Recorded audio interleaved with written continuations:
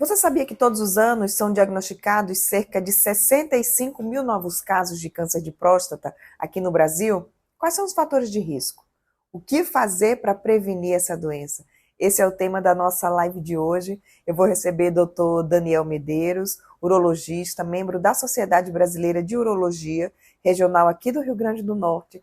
Nós estamos nesse Novembro Azul realizando uma série de lives com os urologistas da SBU para levar informação para você e contribuir, né, para salvar vidas e para a prevenção e para o diagnóstico precoce do câncer de próstata. Aproveite e já compartilhe essa live com outras pessoas.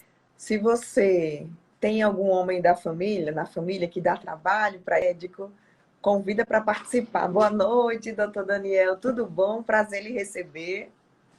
Boa noite, Juliana. Tudo bem? O prazer é meu de participar dessa live, trazendo um pouco mais de informação para as pessoas sobre o câncer de próstata. E uma Isso, boa noite a Novembro todos que Azul. estão assistindo essa live. Novembro Azul, acredito que a rotina já deve estar puxada. Os homens eles participam mesmo, eles buscam seu médico nesse mês, doutor Daniel.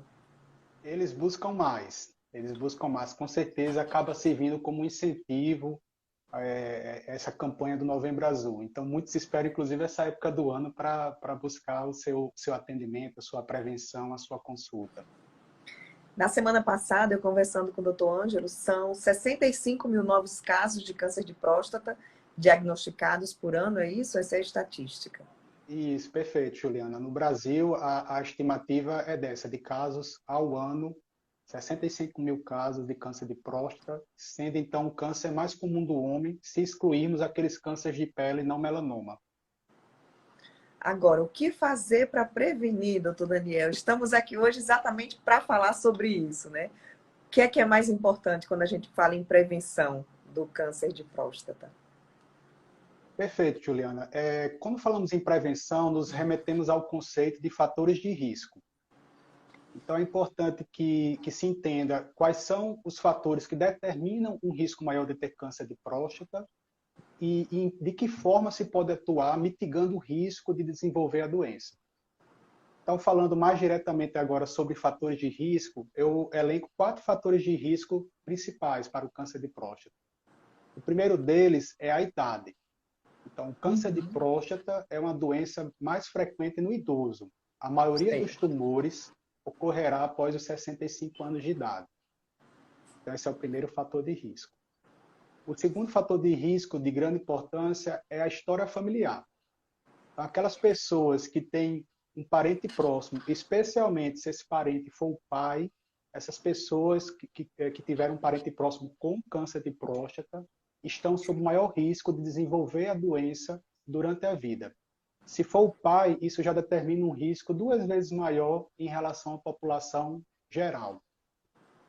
O terceiro fator de risco que eu chamo a atenção é a raça. Se considera que a raça negra tem uma maior predisposição ao câncer de próstata e tem essa predisposição maior também em idades mais precoces. Então, falamos aqui sobre idade, antecedente familiar e a raça. E esses são fatores que não são modificáveis. São fatores Isso. que já estamos predeterminados a tê-los. Não temos como, por exemplo, retroceder na idade, nem mudar nossa história familiar do ponto de vista genético. Mas tem um quarto fator de risco que, diferente desses três, esse sim, nós podemos atuar sobre esse fator de risco, que é a obesidade.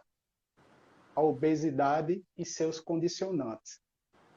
E Então, aí esse é um entra a fator de questão risco. Pode do falar. estilo de vida, de tudo, né? Para prevenir a Exato, obesidade. é o pacote completo. Quando falamos em obesidade, estamos colocando também em discussão a alimentação, estamos colocando em discussão também a questão da atividade física e o sedentarismo.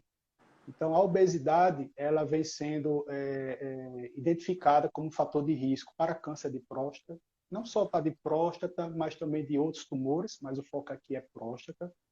E esse é um fator de risco modificável, ao contrário dos outros.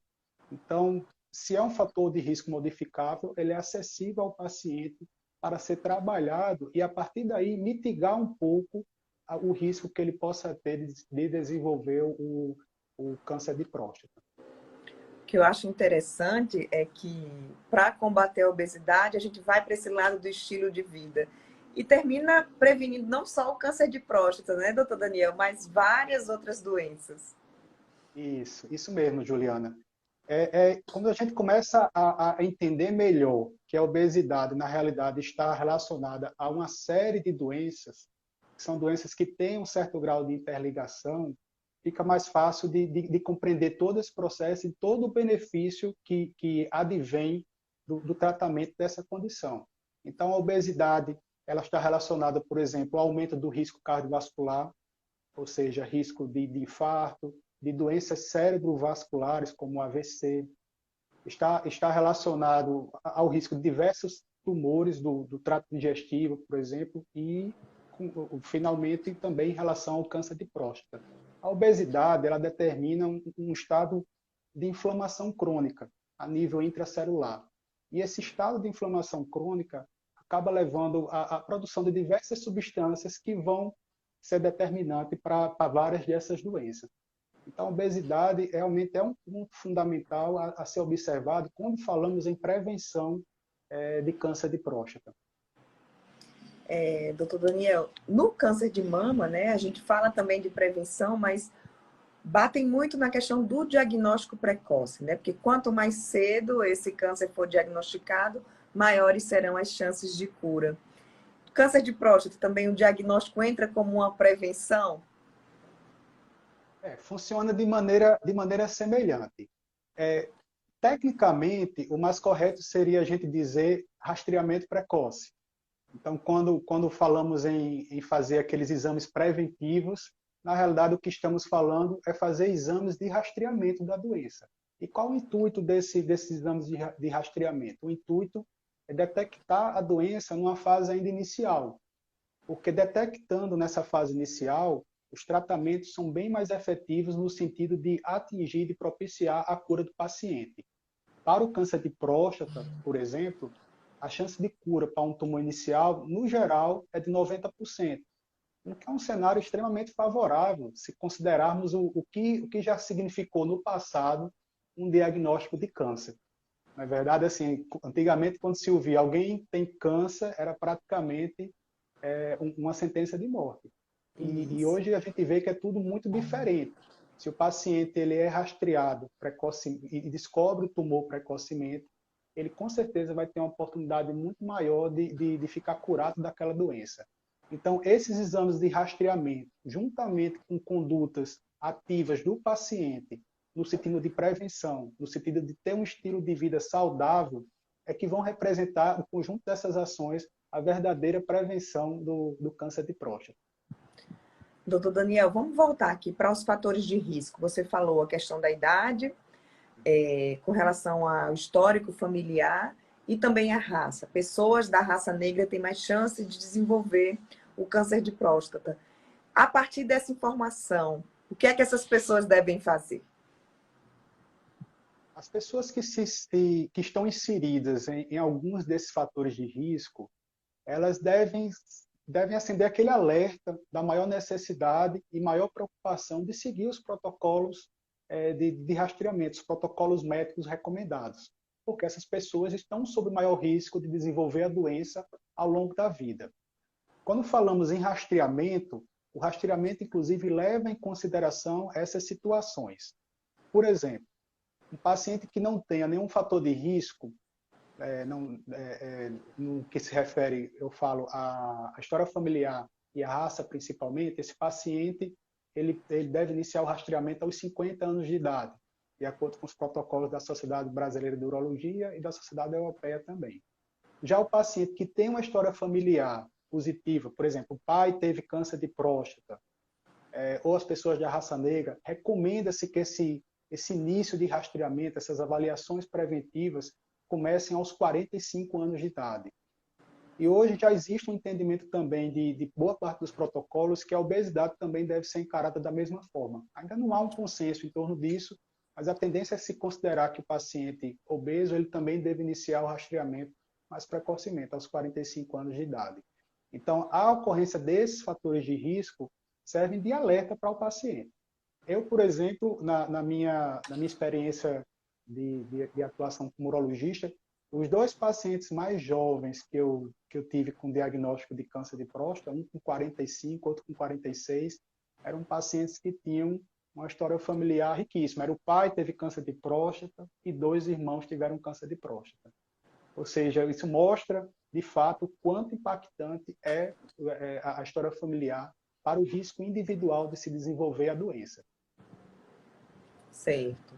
Na caixinha de perguntas que eu abri, chegou uma dúvida de um senhor que ele dizia assim: meu pai é negro, minha mãe é branca, meus irmãos são negros, mas eu sou branco. Eu tenho um risco maior de ter câncer de próstata? É uma situação bem peculiar, né? Na realidade, se considera, nesse caso, a pessoa em si.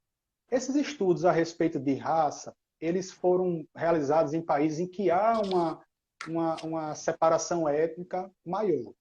No Brasil, a gente tem uma situação diferente. A gente tem uma situação de miscigenação e aí, certamente, esse risco acaba sendo mitigado em razão dessa miscigenação. A gente não tem estudos especificamente do país aqui sobre esse ponto em particular. Mas a gente leva isso como um conceito geral em relação à raça. Certo. Então, essas pessoas começam esse rastreamento mais cedo e ficam repetindo anualmente? Ou é feito alguma análise? Dá para espaçar mais essas consultas? Dá para ser mais flexível, né, nessas avaliações. Eu falo isso porque o homem Inicialmente, não gosta de ir para o médico, porque a mulher vai tranquilamente. Se precisar ser 3 vezes no ano, ela vai. vai, Mas né? homem dá trabalho, né? Homem dá trabalho, né? Exatamente. Mas essa é uma pergunta muito boa, Juliana. Se voltarmos no tempo, o rastreamento ele seguia um mesmo padrão para todos os homens. E esse padrão era de avaliação sempre anual, ano após ano, e a gente vê assim que nesse conjunto de pacientes tem aqueles que de fato têm um risco maior de desenvolver a doença, seja pelos fatores de risco ou seja por alguma leve alteração na avaliação que seja identificada durante a consulta, e tem aqueles que claramente têm um risco menor, que tem um exame de sangue, que é o PSA, excelente, tem um toque super normal. Então, o que é que se desenvolveu ao longo do tempo? E isso aí é uma coisa que o médico tem que lidar diretamente com o paciente. O conceito de estratificação de risco. Então, tem pacientes que, durante a avaliação, é identificado que existe um risco maior de desenvolver a doença olhando para o longo prazo. E esse, sim, deve seguir aquelas avaliações anuais, como é de praxe. Em situações especiais em que seja identificado um risco muito baixo de evolução, é possível, sim, fazer uma flexibilização desse acompanhamento com avaliações mais espaçadas. E aí fica mais fácil até ter adesão aos protocolos de rastreamento. Vamos falar dessa adesão. Muitos homens fogem desse exame, dessa consulta, em virtude do exame de toque, né, doutor Daniel? Tem que fazer exame de toque toda vez ou não? Para os homens que não dão esse passo com receio do exame do toque. Tem outra opção para eles? Exato. De fato, existe esse receio, é uma questão cultural, eu diria, no universo masculino, relacionado ao conceito de masculinidade, de virilidade. Então, o exame do toque, ele continua, sim, sendo necessário, mas ele deve ser entendido como uma ferramenta a mais para a avaliação do paciente. Ele não é entendido como uma ferramenta em separado de todo o processo. Então, o rastreamento padrão, ele é feito com o PSA, que é um exame de sangue, que, quando está alterado, sinaliza um risco maior de câncer de próstata, mas pode até nem ser o câncer de próstata, mas ele nos sinaliza esse risco maior. E, paralelamente ao PSA, é utilizado o exame de toque. Por que o toque ainda continua sendo feito? Porque em até 20% dos tumores de próstata, esse diagnóstico inicial pode ser feito com PSA ainda dentro da normalidade. Então, nesses 20%, o exame de toque é que vai ser assim o sinalizador para o diagnóstico da doença. Agora, o fato do paciente não fazer o exame do toque, isso é uma coisa que também preocupa, é que o toque também não afasta o paciente da consulta. No sentido de que, eu não aceito fazer toque, então eu nem vou para o médico para não passar por essa situação, etc. e tal. E isso aí também é uma coisa preocupante. O toque ele faz parte da avaliação, mas a avaliação urológica ela é muito mais ampla do que simplesmente o exame do toque retal. E o paciente, assim, eu vejo o médico como uma pessoa que está ali aliado ao paciente. Ele não vai obrigar o paciente a fazer uma coisa que ele não queira. A função do médico é orientar. A função do médico é explicar ao paciente a necessidade das condutas, a necessidade dos exames, as maneiras de prevenir. Se o paciente, naquele momento, não está se sentindo confortável para fazer, isso não invalida o restante da avaliação, de forma nenhuma. E essa, particularmente, é uma preocupação minha, de que o toque não sirva também como um fator de afastamento. O que eu percebo na prática é que alguns pacientes que inicialmente se sentem desconfortáveis para fazer esse exame, ao longo do acompanhamento, ao longo dos anos, na medida em que se sente mais confortável com o médico, estabelece uma relação de confiança, a tendência é que ele mesmo, muitas vezes, pede para fazer. Ele diz, não, doutor, esse ano eu quero fazer o exame do toque. E assim a gente consegue prestar assistência ao paciente e não se prender a esse detalhe específico. Então, o toque ele continua sendo orientado. Em algumas situações pode ser flexibilizado, situações em que o PSA é muito baixo, situações em que não tem história familiar. Então, há essa possibilidade de flexibilizá-lo ao longo dos anos, ou seja, não é todo mundo que vai precisar fazer todo ano o exame do toque. Mas isso é uma avaliação que o médico vai ter na medida que vai acompanhando o paciente ao longo dos anos. Vai ter que dar o passo, entrar no consultório, conversar com o médico e estabelecer essa relação de confiança. A gente recebeu muitas perguntas na caixinha, a maioria relacionada ao exame do toque. A partir de que idade? Teve uma pergunta era assim: a partir de que idade tenho que realmente fazer o toque? A partir de que idade que eu não tenho como escapar, né? Assim, desse jeito. Aí aquela remete àquela idade que eu falei anteriormente. Para o paciente que não tenha fatores de risco, aqueles fatores que eu citei anteriormente, seria os 50 anos. Para os pacientes que têm fatores de risco, a história familiar e a raça, principalmente, aos 45 anos.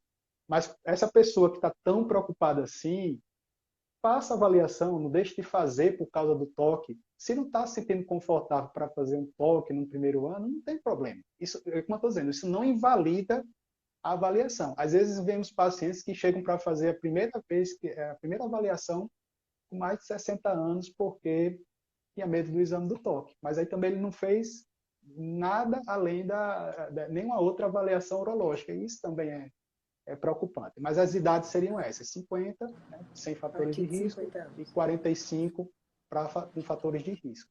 Seria essa. Outra pergunta que chegou sobre o exame de toque: posso substituir o exame de toque pela ultrassonografia? Qual o objetivo? Querem se livrar de todo jeito, dá para né? substituir? Ninguém quer o toque, né? O pessoal ainda pergunta assim, por que ainda se faz isso? Não inventaram nada melhor, né? Olha, a ultrassonografia, quando a gente fala de ultrassonografia de próstata, existem dois tipos de ultrassonografia, então isso aí já tem que ficar claro. Geralmente a pessoa quer substituir pela ultrassonografia transabdominal, que é aquela que não é invasiva, porque existe também a transretal, que é pior do que o toque. Tá certo? Então, a ultrassonografia transabdominal, ela não vai ter finalidade de rastreamento oncológico, ou seja, de rastreamento de câncer de próstata.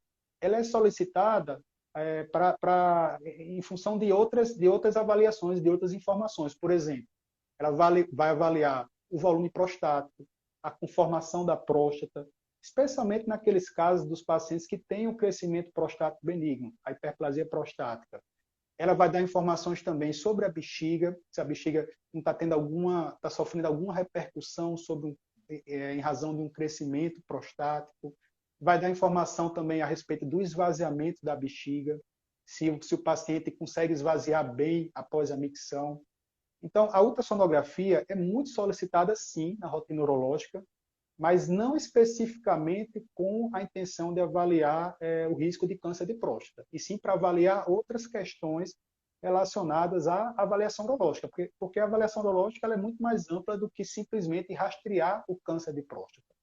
A hiperplasia, só complementando a informação, a hiperplasia prostática, que é o crescimento benigno da próstata, é uma doença extremamente prevalente. 80% dos homens vão desenvolver esse crescimento da próstata, que é um crescimento benigno. E é um processo independente do câncer de próstata.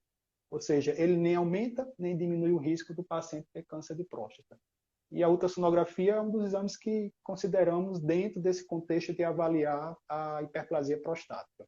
Mas ela não substitui o toque em termos de rastreamento para câncer de próstata. Chegou uma pergunta aqui. Então, o exame de toque só serve para diagnosticar o câncer? O exame de toque é feito, sim, basicamente com essa finalidade. Quando fazemos o exame de toque, também temos noção, por exemplo, de tamanho prostático, de volume prostático, o quanto essa próstata está aumentada. Mas essa informação a gente também pode ter da ultrassonografia. Então, basicamente, assim, o diferencial do toque é a intenção de avaliar o risco de câncer. Por que isso? Porque o câncer, ele quando surge, ele habitualmente surge com uma alteração de consistência da próstata. Ou seja, ele surge em forma de um nódulo que, ao toque, ele é endurecido. Então, a gente sente essa diferença de consistência ao toque retal. E isso não é identificado na ultrassonografia habitual, a padrão. Se considerarmos a ultrassonografia transretal, que essa daí incomoda mais do que o exame do toque, com certeza, aí que a gente pode ter alguma equivalência com o toque, mas ainda assim o toque se mostrou melhor em algumas análises que compararam os dois métodos. Doutor Daniel, então vamos para a prevenção. Você falou dessa questão do acompanhamento, né? Que é importante visitar o médico, homens não tenham medo. Como é que é uma consulta? Digamos, a primeira consulta do homem no urologista. Tem uns que esperam, né, até os 40, 45. Ó, só existe um remédio para diminuir o tamanho da próstata. Acho caro demais. Acho que isso aí É uma pergunta. Só existe um remédio para Não, diminuir o tamanho da próstata? existem mais de uma opção de medicamento para diminuir o tamanho da próstata. E aí vai variar de acordo com o laboratório que fabrica. Existe diferença de tecnologia, às vezes, entre o medicamento genérico e o medicamento de referência, no sentido, por exemplo, do medicamento de referência permitir uma liberação mais lenta, uma extensão, uma distribuição melhor de ação das 24 horas. Então, às vezes, o de referência vai funcionar um pouco melhor. Mas não existe só uma opção. Existe o que a gente chama das melhores opções. Aí, realmente, tem medicamentos que a gente sabe que tem um efeito melhor. Mas existem várias opções e aí tem que aliar a necessidade da doença ao orçamento do paciente, com certeza. Se tá difícil de cumprir o tratamento com determinado medicamento, é o caso de discutir isso com o médico, de maneira mais Mas aberta. isso não está relacionado ao câncer, né? É ao hiperplasia prostática. A hiperplasia é o crescimento da próstata, é o crescimento benigno, e que ele vai acontecer estatisticamente para 80% dos homens. Então, é bastante comum que isso aconteça. E a hiperplasia, ao contrário do que algumas pessoas pensam, a hiperplasia é que é a maior causadora de sintomas urinários, aqueles sintomas tipo dificuldade para urinar, urinar com intervalos curtos, ou seja, urinar de instante em instante, urinar muitas vezes de madrugada, que também pode estar relacionado a isso. Então, esses sintomas mais frequentemente são vistos na hiperplasia do que no câncer propriamente dito. O câncer de próstata, esse é um ponto importante. O câncer de próstata, em suas fases iniciais, não causa sintomas específicos. Então, aquele conceito que algumas pessoas podem ter de que, eu não estou sentindo nada. Então, se eu não estou sentindo nada, não preciso ir para o médico. Não funciona assim para câncer de próstata. Então, o câncer de próstata, ele surge numa área mais periférica na próstata, e essa área, ela é distante do canal urinário. Por isso que ele não costuma causar sintomas durante o processo inicial. Claro, se ele não for tratado, ele for avançando, ele vai tomando o restante da próstata e aí sim começa a causar sintomas urinários e já numa fase mais avançada da doença. Às vezes o paciente tem as duas coisas, tem uma próstata crescida e também tem um câncer de próstata. Como eu disse, são doenças que não são excludentes, elas podem ocorrer simultaneamente. Mas o paciente que tem a hiperplasia, ele não tem mais probabilidade de ter o câncer, não tem relação de uma Tem doença com a sim. outra. Tem? Tem a mesma probabilidade. Tem a mesma probabilidade. Inclusive, pacientes, por exemplo, operados de hiperplasia prostática, ou seja, operados porque a próstata estava muito grande, esses pacientes ainda mantêm um risco de câncer de próstata semelhante a um paciente que não tenha sido operado. É uma coisa importante, que as pessoas às vezes acham que esse risco desapareceu. Quando falamos em cirurgia de próstata, existem vários tipos diferentes para diferentes finalidades. Então, a cirurgia para tratar uma doença benigna, ela é diferente da cirurgia para tratar câncer. Então, a hiperplasia é uma doença completamente independente do câncer de próstata. Uma não exclui a outra. É frequente que elas, inclusive, estejam ocorrendo simultaneamente. Para que serve o PSA? As mulheres que estão aqui interagindo, tirando suas dúvidas. É a mulher que, às vezes, faz o homem ir para consulta, né? Que cobra do homem. Tem umas que dizem, eu marquei. O paciente, às vezes, diz assim, a minha mulher que marcou essa consulta. Funciona desse jeito. Então, o PSA é uma substância produzida pela próstata, é uma proteína produzida pela próstata, e essa produção ela pode estar alterada no sentido de estar aumentada em algumas condições. Uma delas é o câncer de próstata. Ou seja, é frequente que o paciente com câncer de próstata tenha uma elevação do PSA. Mas alguns detalhes precisam ser entendidos. Primeiro deles, não é só o câncer de próstata que eleva o PSA. A própria hiperplasia, que foi o crescimento prostático benigno que estávamos comentando agora, também é um fator que pode elevar o PSA. Outra razão também é a prostatite, que é a inflamação da próstata, muitas vezes com infecção associada. Ela também pode causar uma elevação do PSA. E de maneira inversa, não é todo paciente com câncer que vai ter elevação do PSA. Como eu falei anteriormente, até 20% dos pacientes terão câncer de próstata com PSA ainda normal ao diagnóstico. Então, na realidade, assim, o PSA ele funciona como um sinalizador, como um exame que pode indicar se aquele paciente tem uma maior probabilidade de estar com câncer naquele momento ou uma menor probabilidade. Ele não é um exame que vai ser definitivo por si só. Ele precisa ser avaliado pelo médico, juntamente com toque, juntamente com todas as outras condicionantes, para entender por que aquele PSA, por exemplo, eventualmente esteja alterado. Pode ser que esteja alterado por uma inflamação, por uma infecção, por exemplo, e não tenha nenhuma relação com o câncer de próstata. Mas, assim, de maneira geral, um PSA elevado nos acende o alerta para um risco aumentado de câncer de próstata. A Angélica quer saber quando é preciso fazer uma biópsia na próstata. A biópsia, uma das indicações é exatamente essa. É quando o PSA está com nível acima do normal para a idade do paciente. Então, a biópsia é um exame invasivo em que são retiradas em média 12 fragmentos da próstata. E esse exame é solicitado quando existe uma evidência mais forte de câncer de próstata na avaliação. Então, essa evidência pode vir, por exemplo, de um PSA alterado.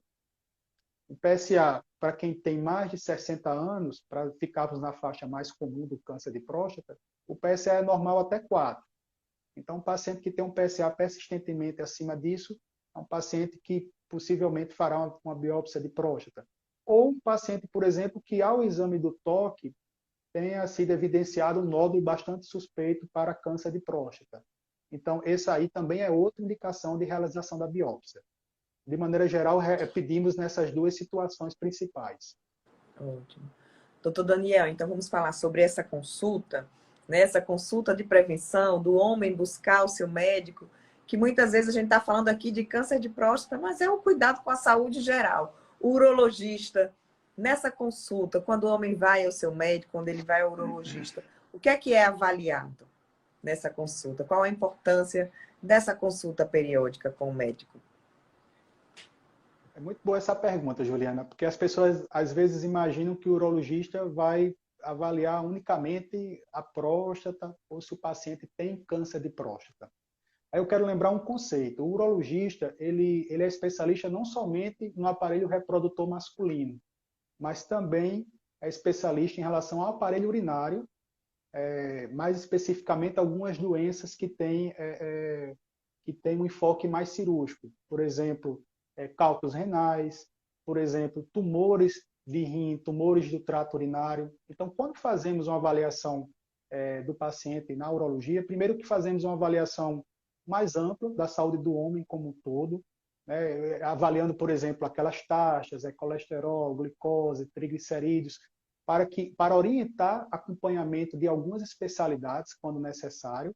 E, além disso, vamos avaliar o trato urinário. Não vamos avaliar somente a próstata. Vamos avaliar, por exemplo, a situação renal do paciente, a bexiga, fazer orientações a respeito de prevenção de doenças, adoção de hábitos saudáveis, o que é que pode ser feito para conseguir atingir uma longevidade e com boa qualidade de vida. Então, a consulta urológica ela vai ser bem mais ampla que isso. Vai abordar, por exemplo, sexualidade, que é um tema bastante importante na urologia, isso faz parte da avaliação urológica também. Então, dependendo também da queixa do paciente, né, se ele vier com queixa específica, vai ser direcionado para uma dessas áreas da urologia, mas que não fique só restrito realmente à próstata. Importante essa visita, que as mulheres desde cedo, né? Não sei por que essa história dos homens não foi estimulado, né? Desde cedo, eu acho que fica eu sou mãe de menino, então fica aí para as mães de menino já estimular essa questão de buscar, de cuidar da saúde, de não ter tanto preconceito de ir ao médico, de não ter medo de ir ao médico, né? Que ele já cresce Exato. com essa educação.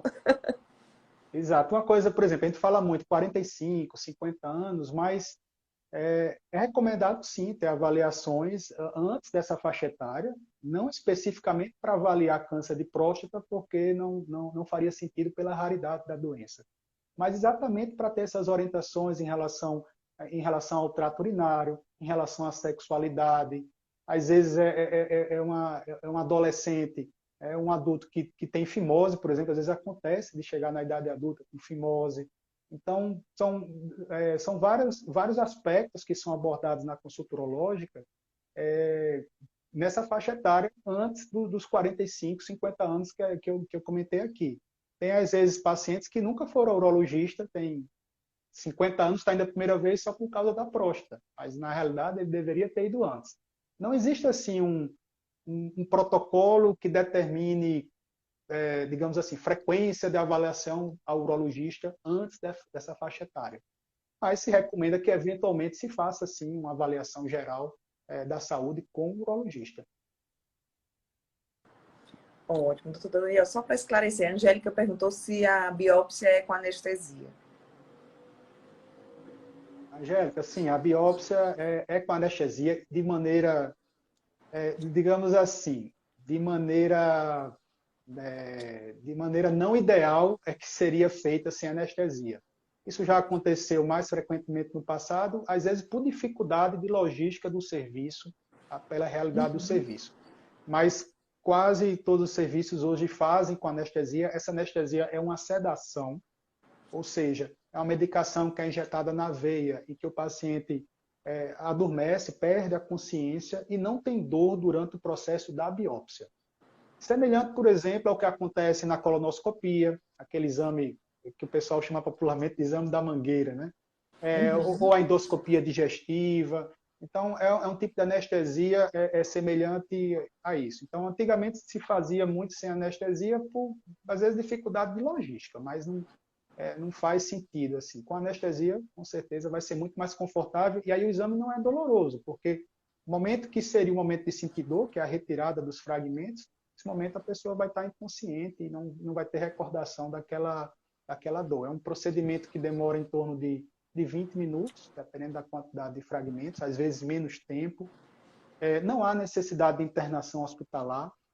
Então, após terminada a biópsia, o paciente fica um certo tempo em observação, a depender da rotina do serviço, talvez 30 minutos ou um pouco mais, se for necessário.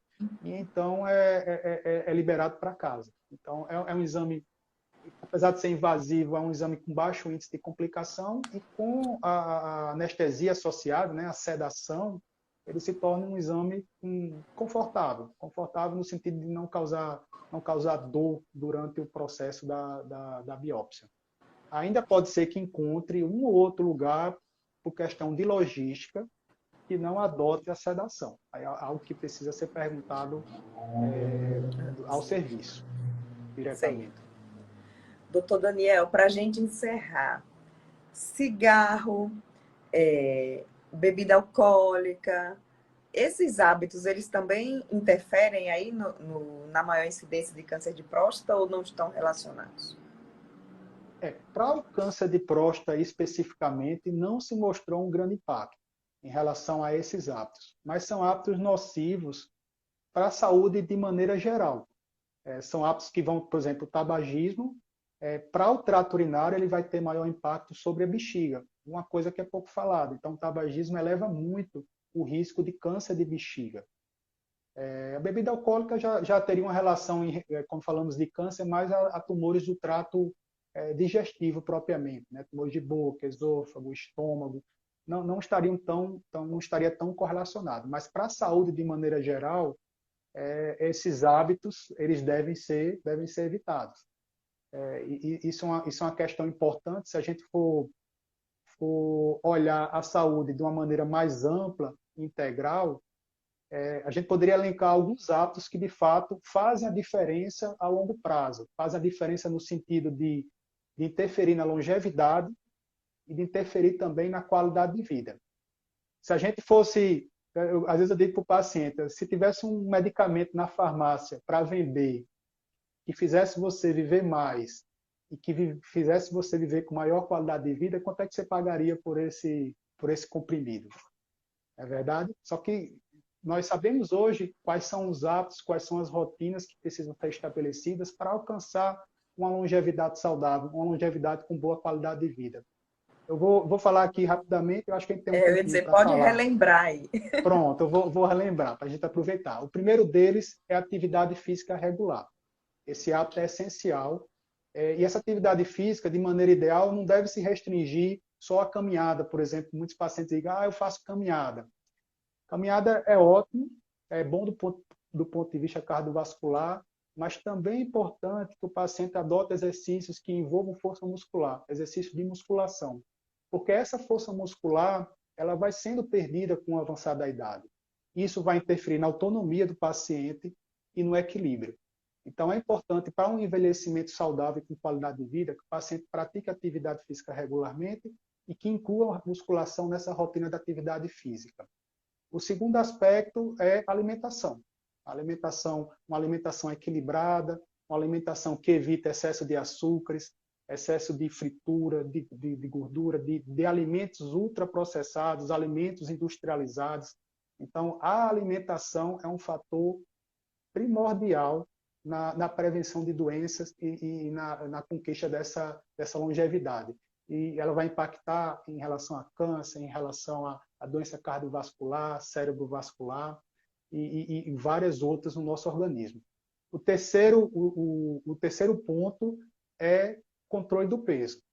E aí entra a obesidade, que se correlaciona muito à questão da atividade física e alimentação. Então, a obesidade é uma doença que vai interferir, como já discutimos aqui bastante, com a série de outras doenças, de comorbidades. Então, já passou-se aquele tempo que a preocupação da obesidade era estética. A obesidade ela vai muito além. Acho que a preocupação menor que se tem hoje é exatamente com estética. Cada vez mais sabemos o quanto é danosa para o nosso organismo. O quarto ponto foi esse que falamos agora há pouco. Cessar hábitos que sejam nocivos à saúde. Então, tabagismo, destacar esses dois, o tabagismo e o etanolismo, o uso de álcool de maneira desregrada, são hábitos que são nocivos para a saúde de uma maneira geral. O quinto ponto, que eu considero bastante importante, é ter cuidado em relação à saúde mental. Isso aí é importantíssimo. Vemos hoje uma quantidade grande de pessoas que sofrem de distúrbios como a depressão, como a ansiedade, distúrbios da sociedade moderna, digamos assim, das pressões sociais que a pessoa sofre em relação ao seu trabalho, ao seu dia a dia, às obrigações. Então, é importante que a pessoa tenha seus momentos de lazer e de relaxamento, para mesclar aquilo ali na sua rotina do dia a dia. Porque se você fica sempre permanecendo numa rotina que te é, de certa forma, quase que massacrante, cansativa, e você não intercala ali com momentos de lazer, você está mais sujeito a desenvolver problemas relacionados à saúde mental. E o sexto ponto que eu destacaria é fazer avaliações preventivas e seguir os tratamentos recomendados. Então, as avaliações preventivas, elas servirão exatamente para isso, para identificar doenças, identificar fatores de risco e orientar o paciente em relação ao que precisa ser adotado no seu dia a dia para que ele viva bem e viva com boa qualidade de vida. Se a gente seguir esses 6 pontos, vai provavelmente viver muito e viver com qualidade de vida. E isso não tem Viver remédio na bem. farmácia. Viver bem. Ó, Angélica, queria saber se meu marido precisa ir no urologista todo ano. Eu acho que o marido está do lado e ela está perguntando É, e ele está colocando o marido relutante. para escutar, né, Angélica? Ele tá relutante, né? De maneira geral, como eu disse, se recomenda sim fazer avaliações anuais. Se a gente pensar só em câncer de próstata, em situações muito específicas, como eu disse, de baixo risco, aí tem que ser uma coisa avaliada pelo médico, pode até ser flexibilizado um período maior. Mas ele precisa começar, viu, Angélica? Bota ele para começar essa avaliação, porque se ele não começar a primeira, aí não vai ter nessa preocupação de ser anual. Tem que começar a primeira avaliação. Mandar um beijo para a Andresa, que está aqui assistindo, que também é uro, né? A Imagina como ela é com Andresa, os pacientes, deve puxar né, a não? orelha. A Andresa é uma figura, gente boa demais. Maratonista, viu? É, maratonista Maratonista, das de boas, acordar de 4 da manhã para correr aí. para correr. Disposta, disposta. Doutor Daniel, muito obrigada. Se você quer deixar mais alguma mensagem para esses homens aí nesse Novembro Azul, já quero também deixar o convite. Próxima semana vamos falar sobre tratamento, né, com o doutor Haroldo, dia 17, acho que é quinta, né? Próxima quinta com o doutor Haroldo, aqui. Falar sobre tratamento do câncer de próstata e na outra semana tem mais uma e ainda teremos outras. São 5 lives sobre câncer de Eita, próstata, que é para a gente falar sobre tudo. tá jóia, tá ótimo. Juliana, eu agradeço aqui a oportunidade e agradeço as pessoas que acompanharam aqui a nossa live e reforço a campanha. A campanha do Novembro Azul. O lema desse ano é Saúde, também é papo de homem. Então, o Novembro Azul, ele começou mais voltado para a próstata, a conscientização sobre a necessidade de rastreamento para o câncer de próstata, mas esse conceito foi muito mais ampliado para o cuidado da saúde do homem de uma maneira mais geral, mais integral.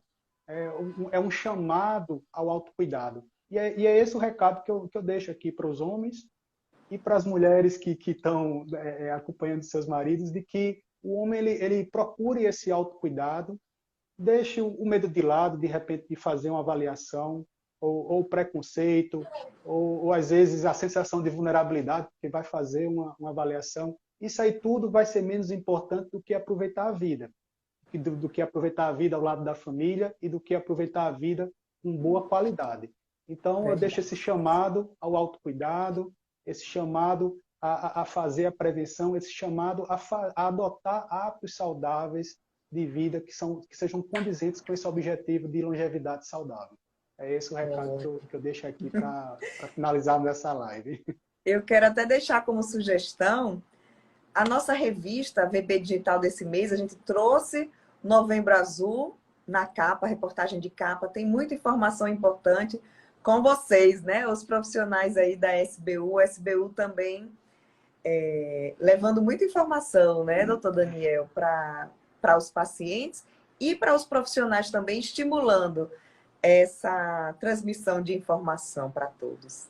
Exato. Cumprindo esse papel, é um papel social, né? Um papel social de informação, de conscientização, que uma sociedade médica deve, de fato, exercer. Exatamente. Ótimo.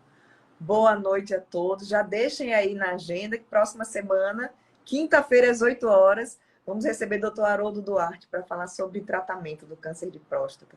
Tem muita novidade aí de tratamento? Dá para antecipar alguma coisa, doutor Daniel? Tem muita câncer de próstata é um assunto assim que evoluiu muito em termos de tratamento, tanto em tratamento cirúrgico como a introdução de tratamentos minimamente invasivos, como a cirurgia laparoscópica e por último, por exemplo, a cirurgia robótica, que hoje é o padrão ouro de tratamento. Além disso, se falarmos também de casos de doença avançada, existem hoje inúmeras linhas de tratamento que permite que mesmo aqueles pacientes que já não são mais candidatos a uma terapia curativa, por já ter uma doença um pouco mais extensa, mas que eles tenham acesso a várias linhas de tratamento que permitam o controle a longo prazo. Felizmente, é uma doença que evoluiu muito nesse aspecto, no aspecto de tratamento. Tem muita coisa nova realmente para ser falado, mas eu não vou dar spoiler mais do que isso da Né? conversa Só do para as Dr. pessoas Haroldo, já, não. Deixa ele trazer isso para a vou live. assistir. É bom que as pessoas já sabem, vai falar sobre isso, eu vou assistir Isso. quinta-feira, então. A VB Perfeito. Digital, gente, vocês encontram para baixar no link da bio aqui do Guia Viver Bem, só clicar e baixar. Boa noite a todos. Muito obrigada, doutor Daniel. Boa noite a todo mundo que participou aqui. Obrigado, Juliana. Boa noite a todos. Boa noite.